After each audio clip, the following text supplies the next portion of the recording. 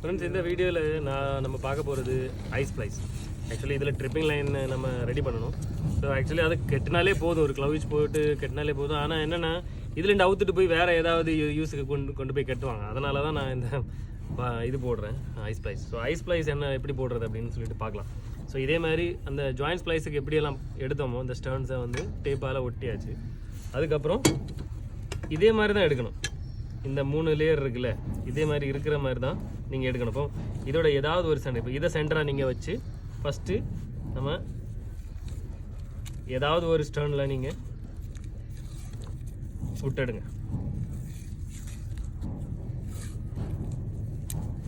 ஃபுல்லாக டைட் பண்ணி எடுத்தாச்சு. ஓகே, ஸோ இனி அடுத்தது செகண்ட். இந்த இது ஒன்று விட்டு ஒன்று நம்ம ஷார்ட் ஸ்ப்ளைட்ஸில் பண்ணோம்ல, அதே மாதிரி தான். இது இந்த பக்கம் வந்தாச்சா, அடுத்து அப்படியே நம்ம ரிட்டர்ன் எடுக்கும்போது இந்த ரெண்டில் வந்தாச்சு.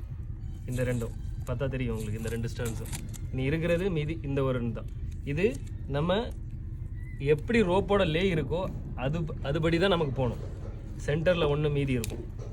இதை எடுத்து நம்ம இந்த பக்கத்தில் போடக்கூடாது. எப்படி லே இருக்கோ அதே லேல நம்ம போடணும். போட்டு இழுக்கும்போது ஐஸ் ஸ்ப்ளைஸ் ஆயிடுச்சு.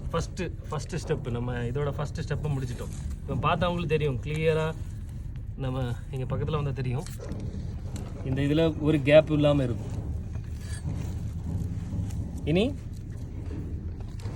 கண்டினியூஸாக நம்ம வந்து 1 விட்டு 1 நம்ம பண்ணி போயிட்டே இருக்கணும்.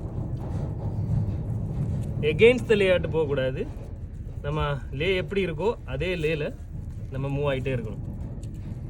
1 விட்டு அடுத்து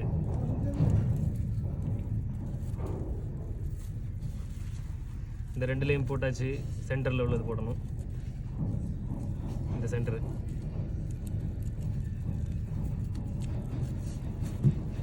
இப்போ பாருங்கள், கரெக்டாக நம்ம அதை போட்டு வரோம். அந்த ஷேப்பே உங்களுக்கு தெரியும், இந்த அளவுக்கு நீட்டாக வரும்.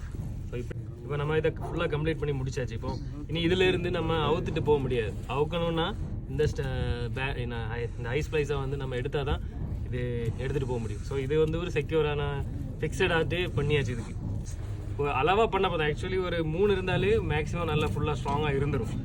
அதுக்கு மேலே ஃபுல்லாக இங்கே வர பண்ண தேவையில்லை. ஒரு என்ன சொல்கிறது, ஒரு 100 mm, ஒரு 10 சென்டிமீட்டருக்கு நீங்கள் ஸ்ப்ளைஸ் பண்ணாலே நல்லா ஸ்ட்ராங்காக இருக்கும். இதுதான் கைஸ் நம்மளோட eye splice. Don't forget to subscribe my channel and share my channel also. Bye bye.